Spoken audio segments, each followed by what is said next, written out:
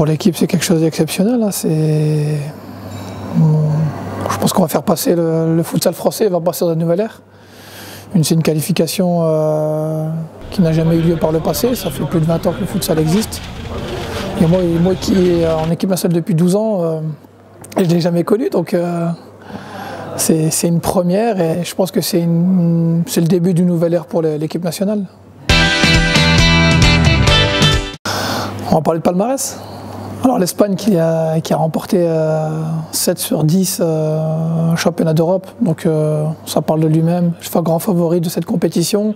L'Azerbaïdjan, pour ne pas dire le Brésil bis, c'est une équipe composée aux 3/4 de joueurs brésiliens, naturalisés.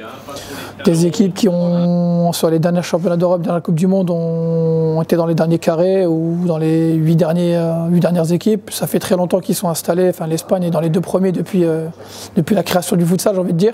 Mais l'Azerbaïdjan est installé dans les 10 meilleurs mondiaux depuis maintenant les 4-5 ans. Donc voilà, on sait qu'on joue 2 très gros morceaux. Et qu'il y aura fort à faire. Il faudra vraiment relever les manches, être à 1000% dans cette compétition si on veut espérer quoi que ce soit. Mais avant tout, je pense que c'est une belle vitrine pour le futsal français d'être arrivé déjà à cette étape, quoi. On a zéro pression. La pression, elle est vraiment du côté de l'Azerbaïdjan et de l'Espagne. Nous, c'est que du bonus, on n'a rien à perdre, vraiment tout à gagner, dans le sens où on est arrivé à un stade où on n'y aurait jamais pensé. Quand on remarque le parcours de l'équipe de France, on a eu quand même un barrage très compliqué contre la Croatie. Et c'était le pire des tirages. On a réussi à passer cette montagne, pour ne pas dire c'était l'Everest, dans ce barrage. Et aujourd'hui, on a un tirage qui est pas clément aussi. Donc pour nous, il y a zéro pression. On va y aller, j'ai envie de dire, pour jouer ce championnat d'Europe avec l'envie déjà de bien faire, de bien figurer, de montrer qu'on n'est pas là par hasard. C'est la première des choses.